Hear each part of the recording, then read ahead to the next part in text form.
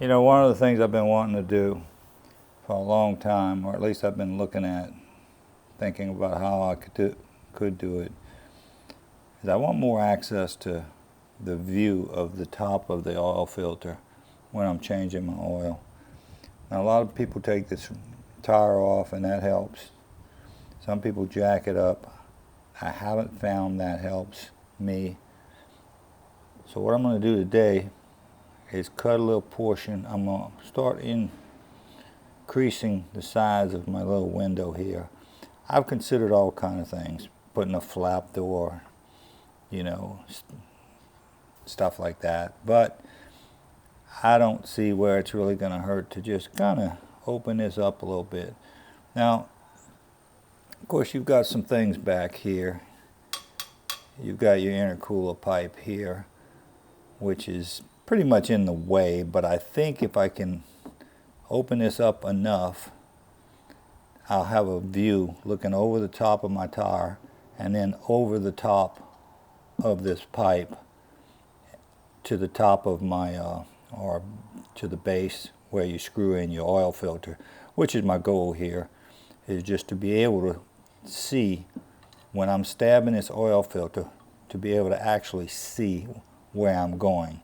If you've seen some of my previous videos, you've probably seen me use a plumb bob and all kind of stuff hanging down here to give me an idea of where to stab this thing, because I don't like the idea of just, you know, blindly stabbing this thing and trying to feel around and possibly knocking dirt into the oil filter and that sort of thing. When I come off my little, what I call my third hand, sitting down here, I want to go up and hit those threads exactly one shot, first shot, and you know, that's my goal. So I'm going to open this up a little bit with my Dremel tool, and we're going to see if that helps any.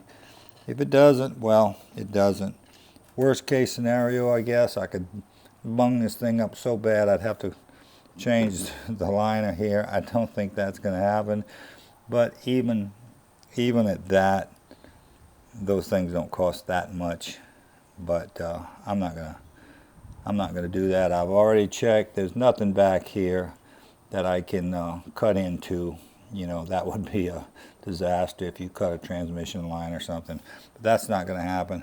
I've got my little Dremel tool here, so I'm going to go ahead and start making my cut, and we'll see how this thing comes out and see if it helps us any.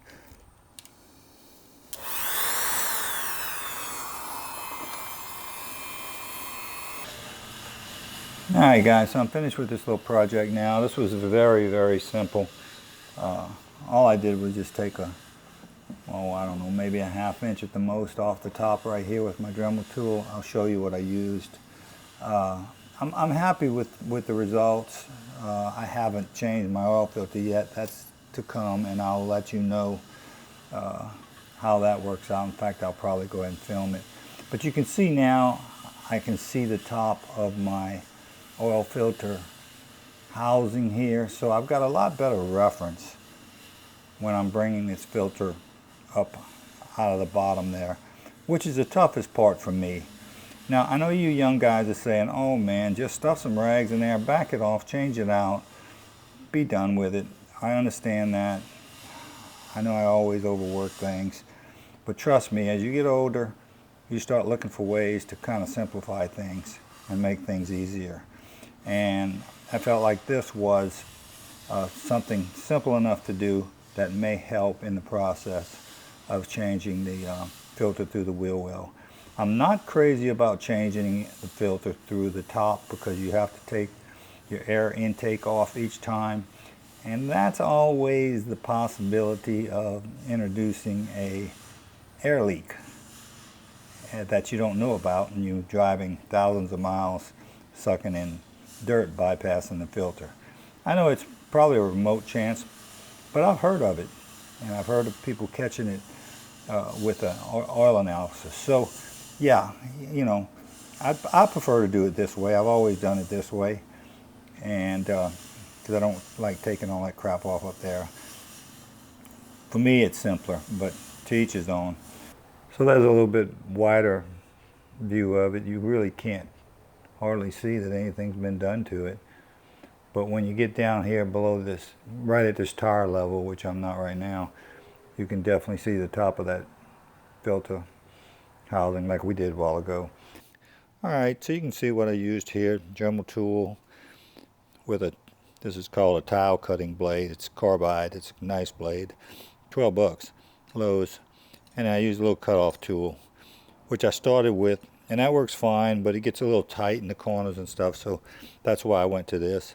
And then I decided to, after cutting this right there, that's about what I cut off initially, but I decided to enlarge it a little bit, so that's when I got this tool and just kind of started, you know, opening it up a little bit.